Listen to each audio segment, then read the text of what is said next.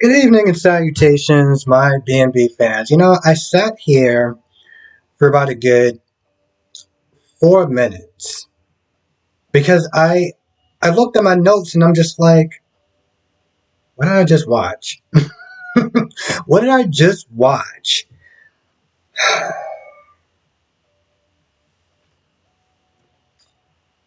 Taylor has a hard problem grasping reality.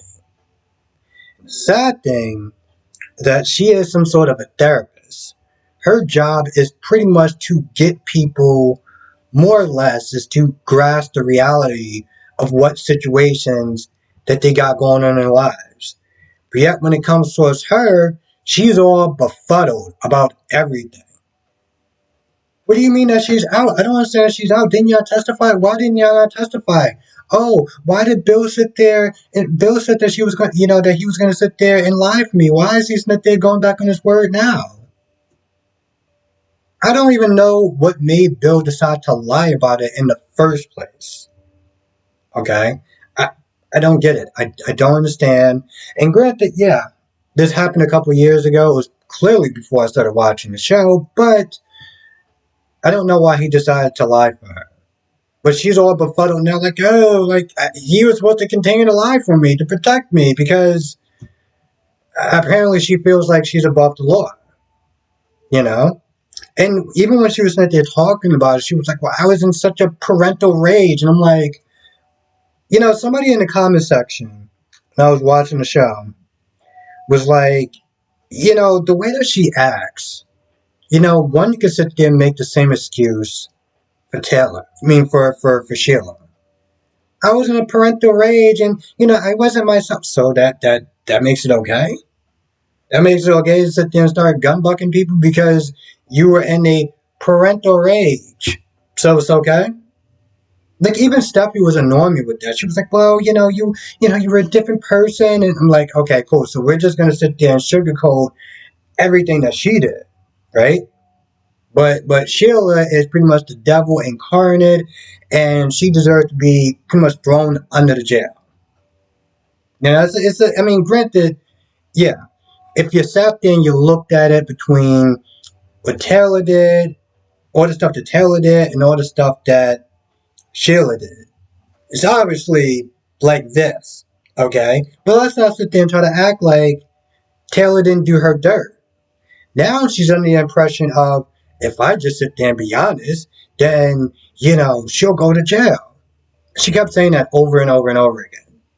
And what was so laughable was that even before they said something, I was like, and what makes you think that if you're telling yourself to go to jail, that she's going to be joining you?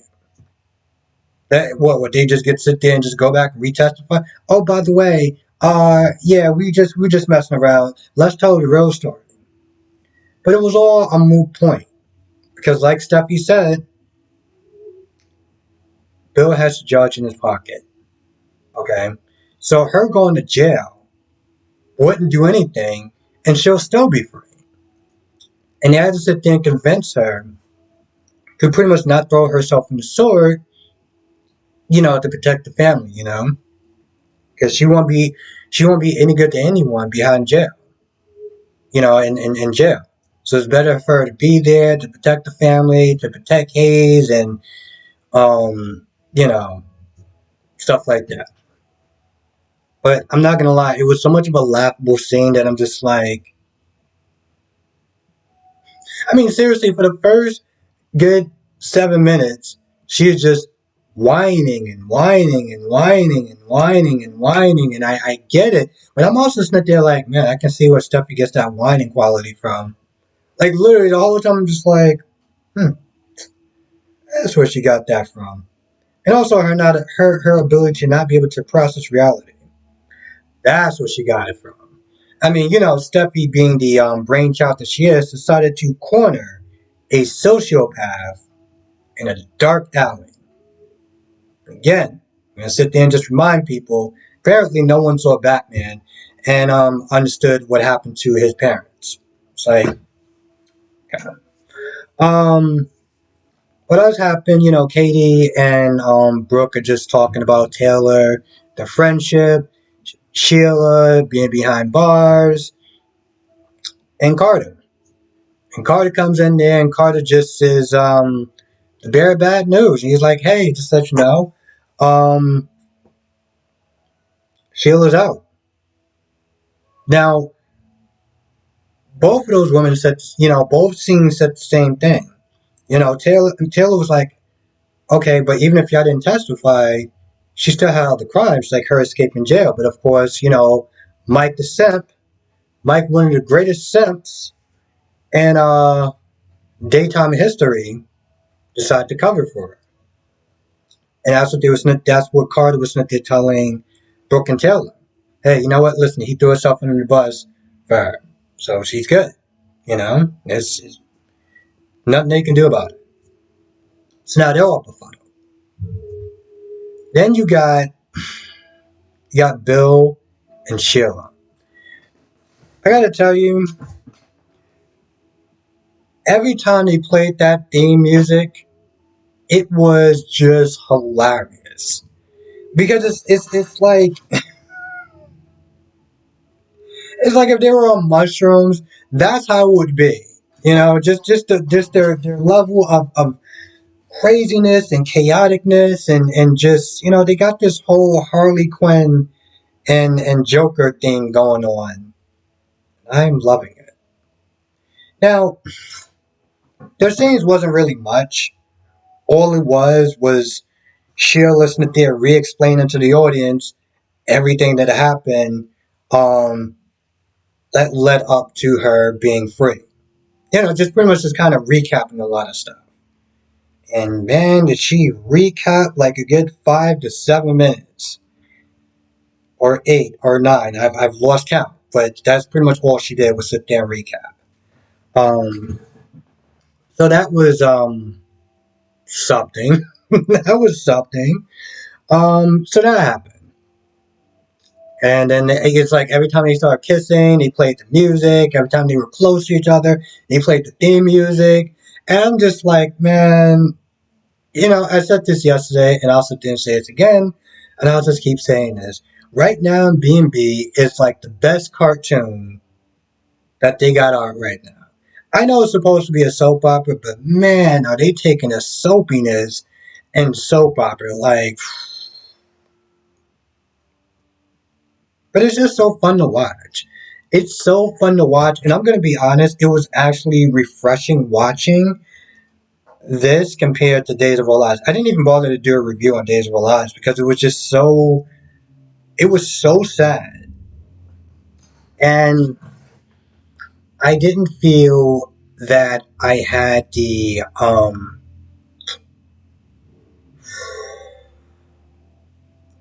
I guess I didn't feel like I was emotionally equipped to sit there and do a review. Seriously. I didn't feel like I was emotionally equipped to sit there and do the review. I just didn't.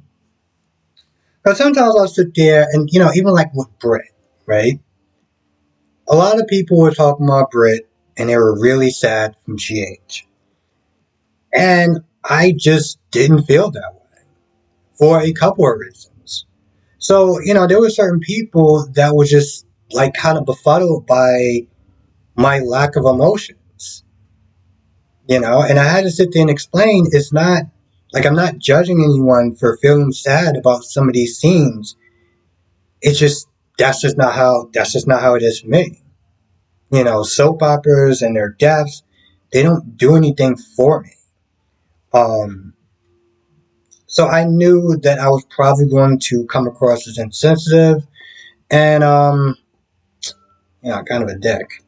Not on purpose, but just my demeanor, it wouldn't have felt like I was on the same emotional level as other people. So I just didn't really bother to do a review on it. Now I probably want to do one tomorrow if I got time, but it just so watching this was just like this was so much more lighter and just kind of fun to sit there and watch and um so cartoonish that it is just laughable and I just had so much of a better time watching this. Now don't get it twisted. Okay?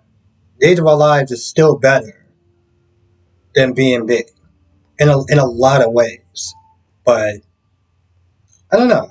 I wasn't really in the mood for like dreary and sadness and stuff like that. So I was like, you know what? Let's watch some let's watch some B&B. Let's watch some Saturday morning cartoons. You know. So that's pretty much why I decided to go today. Um, if I have time, I'm gonna try to watch. I'm gonna try to review Y&R, but I don't know. Anyway, I feel like that's about it. Like I said, there wasn't really much to Bill and Sheila. They were just pretty much just kind of celebrating and just reminiscing about. By reminiscing, I mean recapping everything that happened for the last couple of days. So if you missed what happened the last couple of days or just how she's out, then she'll sit there and recap it and tell her fate. Here's the thing: I think that's great to do for new people because let's be honest, if I came in and I started watching it and I don't know what's going on, I can easily see me tuning out of it. But there's a double-edged sword to that. Because if I've been watching it and I gotta sit there and hear somebody just recap, you know, C and B and A and just kind of just going back and it's just like, know about this already. It can get pretty annoying. Not even just boring, just annoying. Anyway, with that being said, I'm gonna go. I want to thank you for watching. Be safe, and I'll see you in the next video.